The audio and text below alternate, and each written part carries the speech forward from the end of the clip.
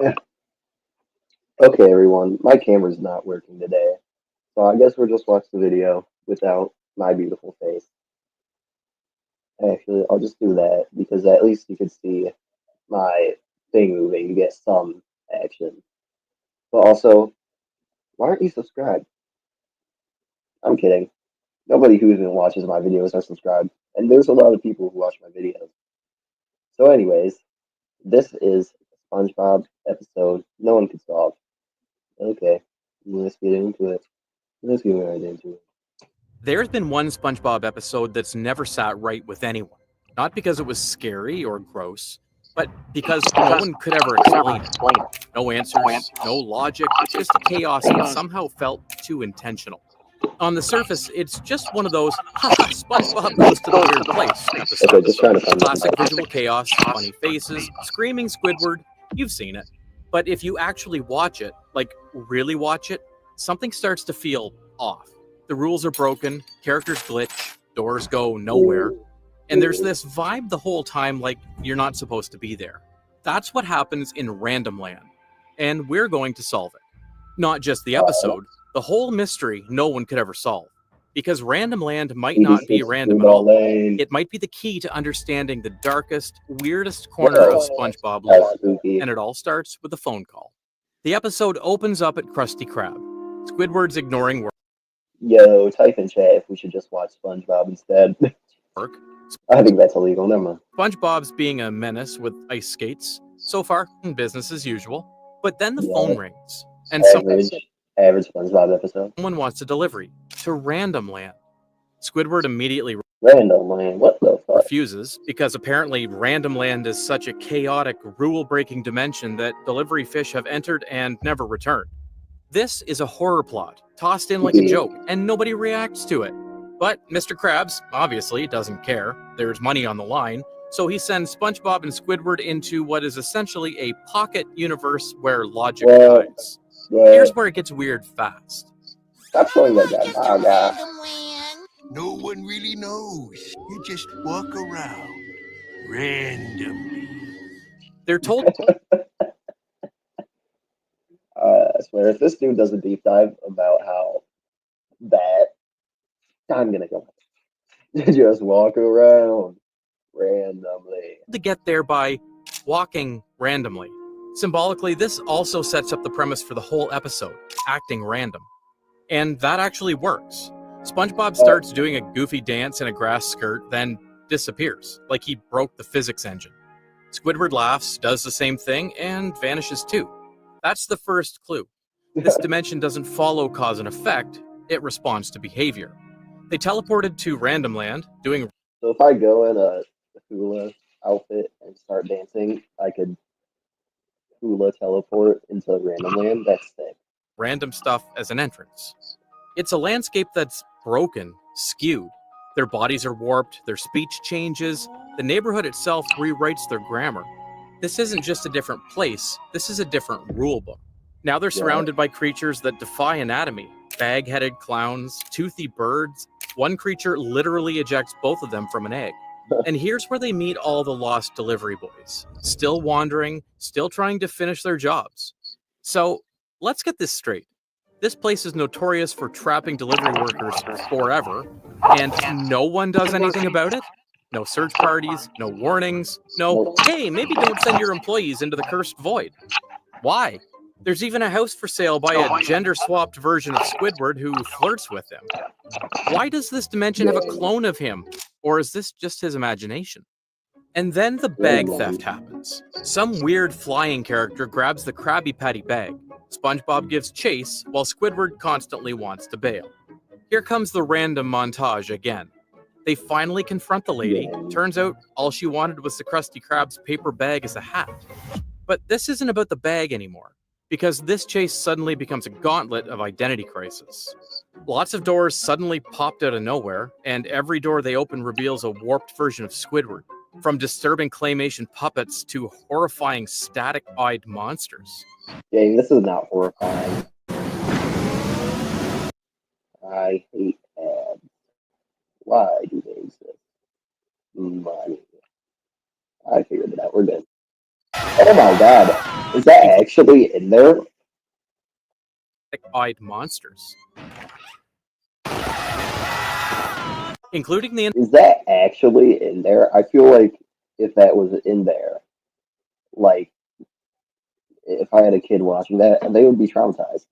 infamous lost Squidward design. And remember, these versions are behind doors that Squidward opens. They're locked away like a memory locker.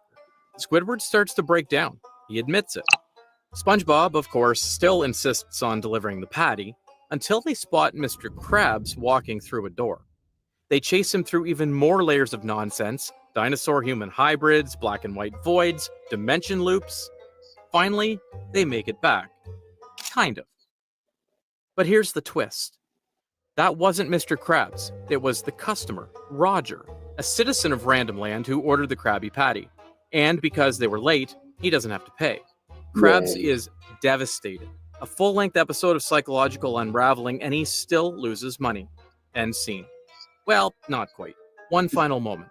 The flying bag lady pops a delivery bag like a balloon, and the entire screen goes blank, with a two-headed worm saying "the end" on its teeth.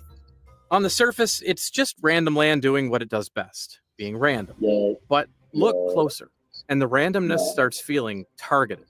Everything in yeah. this episode revolves around Squidward: the doors, the nightmare, the visual gags.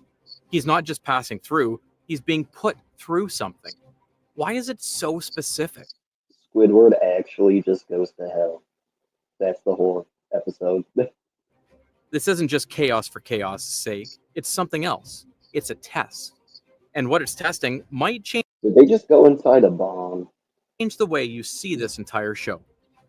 Okay, let's start with the question nobody in Bikini Bottom seems brave enough to ask.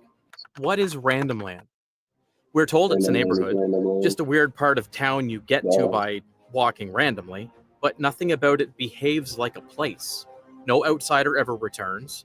Delivery guys vanish. The geography folds in on itself, and the citizens, they're not characters, they're corrupt files. Every creature reacts to SpongeBob and Squidward like they're out of place, and they are. Look again. Every moment adapts to the main characters in real time. When Squidward knocks arbitrarily, they instantly find the correct address. When they act too logical, the world glitches out. When doors open, Squidward sees himself over and over. One of them even looks like the infamous Red Mist version, an unofficial fanfic so Oh. dark, Nickelodeon has never acknowledged it until now. And then there's SpongeBob. Oh. How long was this episode? When was this video? A month ago? So it was probably a newer episode I haven't seen. What? Who never opens a single door, is just vibing. Because unlike Squidward, he's not fighting anything. He's fully himself. Annoying, optimistic, oblivious.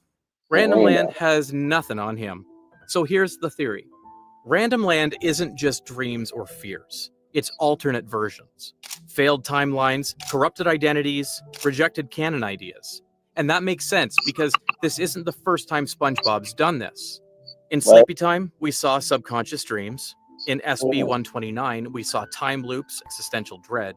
But Random Land? It's a garbage dump for broken versions of the show's lore. That's why the rules don't work. And the only reason SpongeBob survives? He gets it.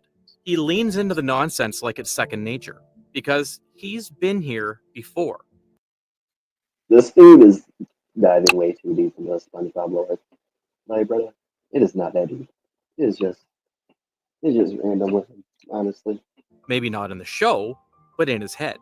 So what if this place isn't just made of broken timelines? What if it's being sustained by something, or someone, constantly feeding it creative energy? Because the deeper you go into Random Land, the more it starts to feel familiar. Almost like it came from SpongeBob's own imagination. No, does not feel familiar at all, actually. And that's not just a metaphor, because SpongeBob has created realities with imagination before. And what we're seeing in Random Land might be the return of that power. You remember the Imagination Box episode, right? SpongeBob and Patrick sit in a cardboard box doing nothing, and yet they're blasting through cinematic action scenes, spaceship crashes, robot invasions, all with their minds. Hang in there, buddy. The chopper's on the way. Because I already cut off my own arms. And poor Squidward, He hears every sound from outside, but when he gets in the box, nothing happens. It was funny back then, but in the context of Random Land, it might be the key to everything. Because this Shut your bitch ass up. Oh, this way. Start digging your butt, twin. place, it doesn't obey physics, logic, or even story continuity. It responds to the people inside it. Think of it like a shared hallucination, or even worse, a psychic sponge that feeds off your subconscious. Squidward says it himself. No one returns from Random Land. No delivery fish has ever returned.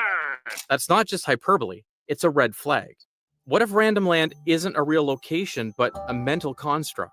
Notice how everything seems to reflect their worst fears? Squidward sees himself, over and over, warped and broken. SpongeBob gets stuck in loops. Even the delivery loop is a metaphor. Lost couriers joined into monsters, like people getting absorbed by nonsense they don't understand. Now here's where it gets freaky. Remember how Random Land only activates when SpongeBob and Squidward start acting random? The second they do, boom, reality folds and they're transported. Not by map or portal, just mindset.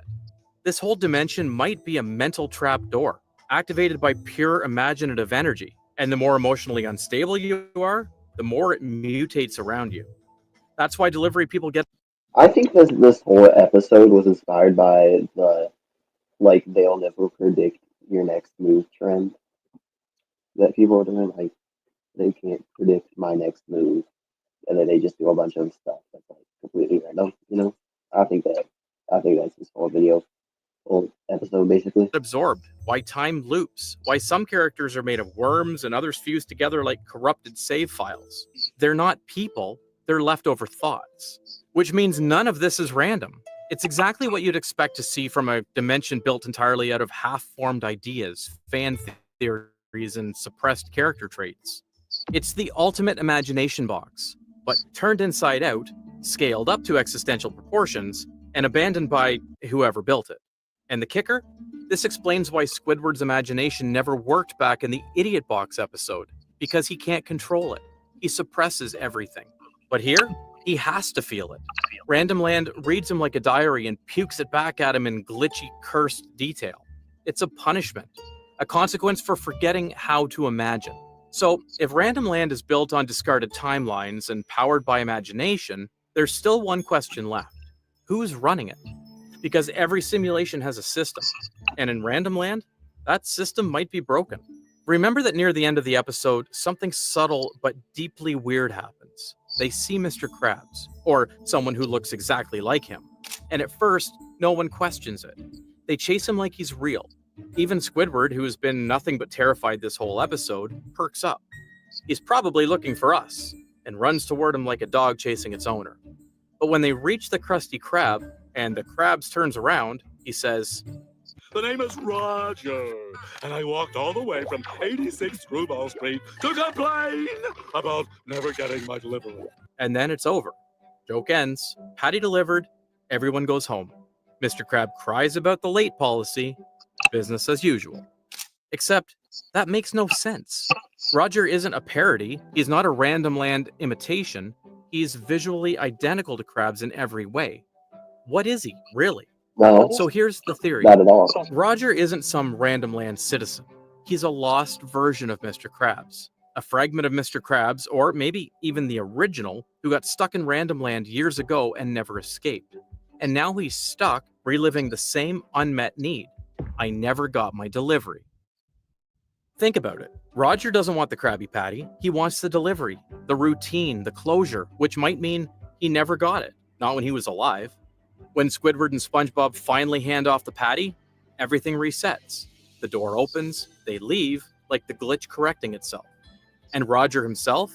His character looks familiar. This is young Mr. No. Krabs from the SpongeBob SquarePants movie. Same Well- eyes, same jawline, same blonde hair. So what if this isn't a coincidence? What if Roger is the boy Krabs, or the part of him that never grew up? The part that still wanted things simple, on-time delivery? And if that's the case, how many other citizens in Random Land are actually echoes of people we already know? The worm with two faces? The duplicate Squidwards? The malfunctioning delivery boys who literally merge into one? They're not just weirdos, they're ghosts. people who never got closure, all trapped in a feedback loop of randomness waiting for someone to notice. So now you're probably wondering, wait, if Random Land traps failed versions of people, has anyone else already ended up there? Ah! So I guess we're gonna see like background characters of like people, you know? Oh, yeah. And there's one character in particular whose story might have started long before this episode and ended right here. Because that creepy Squidward Yes. door, the one with the hollow eyes, the static nose, the soul sucking stare, that wasn't just a gag, it was a reference. And the internet has known about it for years. No Let's talk way! about Red Mist. We've seen creepy Squidwards behind that door, but one version hits Yo, I got sick. That metronome. Mist. We've seen creepy Squidwards behind that door, but one version hits different. That door Squidward Some sonar radar something just went off. Smoke alarm. But guys, I got 680 subscribers right now. Sick. But you're not one of them. Why is that? Anyways, opens, the one with the sunken yeah, I feel like I've seen that somewhere before though. eyes, the dripping ink, the TV static, and the dead stare, doesn't match any design we've ever seen in the show. Because it wasn't made for the show, it was made for the internet. That version of Squidward, Exactly. it's straight out of a legendary creepypasta, Red Mist. Exactly. A lost Exactly. episode where Squidward, tortured by failure, spirals into depression and takes his own life. Of Oh, course, Nickelodeon never aired that, but fans kept it alive. The story spread, and now, somehow, the show is acknowledging it. Think about what yeah. that means. If Random Land traps unfinished character arcs, failed versions, corrupted timelines, then Red Mist Squidward fits perfectly. He's the most infamous alternate Squidward there is. He didn't overcome his fear, he didn't grow, he broke. And in Random Land, that's what gets you stuck. That door wasn't just a gag, it was a warning. A reminder that in this world, the wrong version of you might still be alive, hiding behind a door, waiting to be seen. So, what is Random Land? It might be one of the darkest, smartest, and most quietly ambitious things the show has ever done. Because under the jokes, the weird gags, the twisted animation, it's about identity, about what happens when versions of ourselves get stuck and never find a way out. SpongeBob and Squidward walked in to make a delivery, but they ended up opening doors that maybe should have stayed shut. And the creepiest part, we don't know who else is still there. But if you thought Random Land was SpongeBob's scariest episode, you haven't seen the one where the entire town gets replaced and a I did. foul mind warp. I actually did. I actually did watch that one. So you're wrong. I'm removing this off of my playlist. And I got a good idea. I know that I'm only like 18 minutes in a stream, but that's like a normal YouTube video, so you might mistake this as a normal YouTube video react thing. So I'm just gonna end it right here, and hopefully watch time gets me a bit more views. But if you aren't watching this right now and then click off for some reason, or just didn't click on for some reason, then thank you. Subscribe, please. Please. Anyway, goodbye. Good night.